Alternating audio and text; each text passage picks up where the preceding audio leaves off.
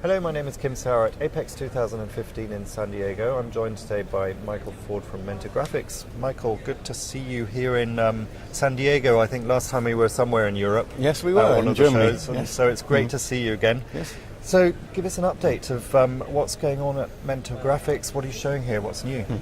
What's new here is something about what's old, in fact. Okay. We've been doing a lot of work with the design data and getting design data through into manufacturing. It's been really frustrating because the technology's been around for quite a while now so that people can accelerate their new product introduction.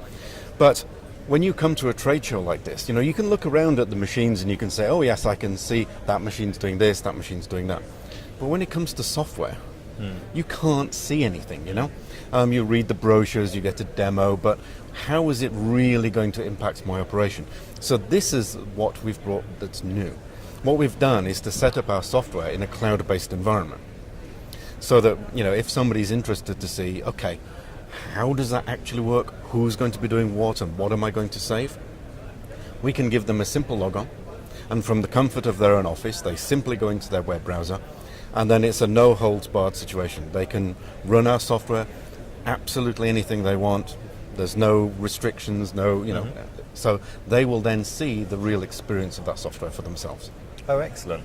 And so, like you say, software is something invisible, so intangible. A machine you can touch, you can walk around, you can see something happening and it makes noise. Yes. But software, in fact, is what's driving all of this. Software is what we're talking about in the smart factory. It's traceability and it's all those aspects that I would imagine in a market like the Americas is very important. What sort of industries are you addressing with this, and who's taking up your test environment, or that sort of, I want to test the software part? Yeah, it's a kind of experience more than a test because it's to really see how that software is going to work. And for the engineering tools, we can actually put a look and feel on what it's going to have. But really in the Americas, the thing that's really being questioned now is how come all the manufacturing is still being done in China or places like that, the low-cost geographies? I mean, you remember a few years ago, everybody was saying, look, we need to reduce labor cost, that's how we compete, therefore everything is offshore. Actually, that was fine when we were making high volumes. When we knew how many of each product we were going to make, fine, we simply make it in China, we wait 3 weeks, and it arrives on site. Nowadays, products have become more fashionable. Like in the kind of cell phones that we use, it may be computer technology, it may be connections, energy efficiency even. People are really getting to grips and they want different products, many different variations. They also want them now. So what it means is that this traditional view of long-term production made in China, it can't do that because it's got this inflexible link from China over here. And actually, in China, for example, a very famous mobile phone manufacturer, they are spending only 1% of the final retail cost on labor. 1%. So 1% of a $300 cell phone, $3 is labor. Why are we going to the nth degree to try and optimize that when there's the other 90% we should be looking at? And so if you look at where the real cost of the business is, it actually is lost on the ship that takes the product from China to here. But it's not the cost of shipping, it's actually the cost or risk of depreciation of the product as it comes in.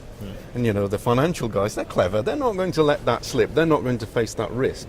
They build that risk into the cost of the item. What if that factory could exist in the US? What if we could make products that we could ship directly to customers without those kinds of risks of depreciation? Would that amount of money that would be saved compensate for the additional amount of labor cost that obviously we'd have to make in the US? And in many kinds of sectors that we've been looking at, the answer is yes. This can actually happen. Absolutely. So you're finding that a lot of production and new product introduction is therefore happening here.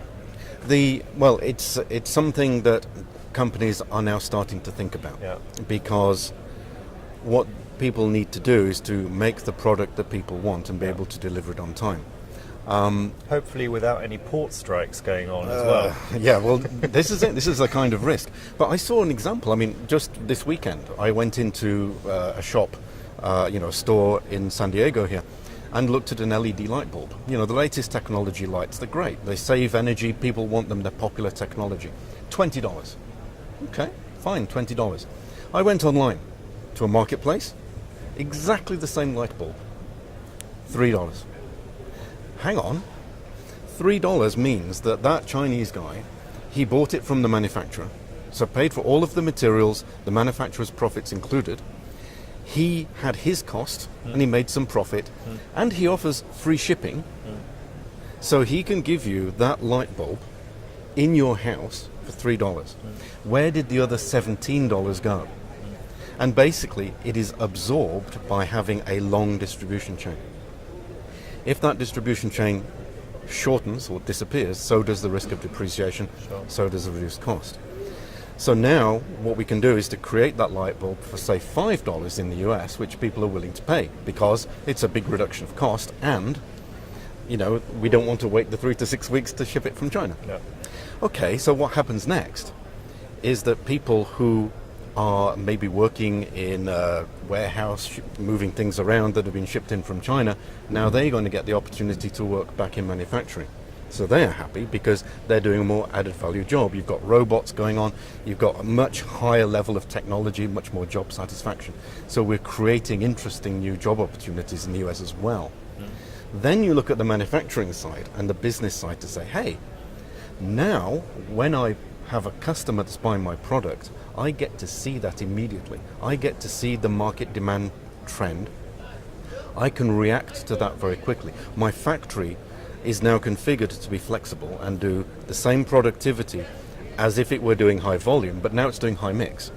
So I've got that flexibility built in, and this is one of the key requirements from the software side that enable the factory to do that. Then from the design side, you're thinking, it seems to be popular that, for example, this mobile phone or whatever needs more memory. People are looking for more memory. How long is it going to take me now to understand that market need, change the design, get the product into my flexible factory, and get that new product out to the customer? And that whole product life cycle, which, this is not being created by us as technology. This is actually being driven by the market. The market wants to have different new products, innovative products, and they want them now.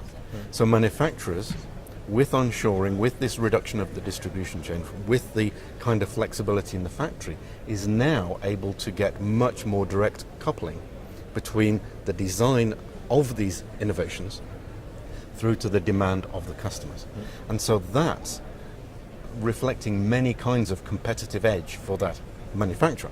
He's getting his hit new products out at premium pricing in the market, having the flexible factory, gets rid of all of the stock, gets rid of the risk of the depreciation. So that's a kind of a whole new model of manufacturing, which can only happen onshore. Yeah, absolutely. And then you've got the solution for it. Indeed. Yeah, excellent. Well, thank you very much for the chat. I'll send you back to your stand and look forward to looking at the solution online as well myself. Okay.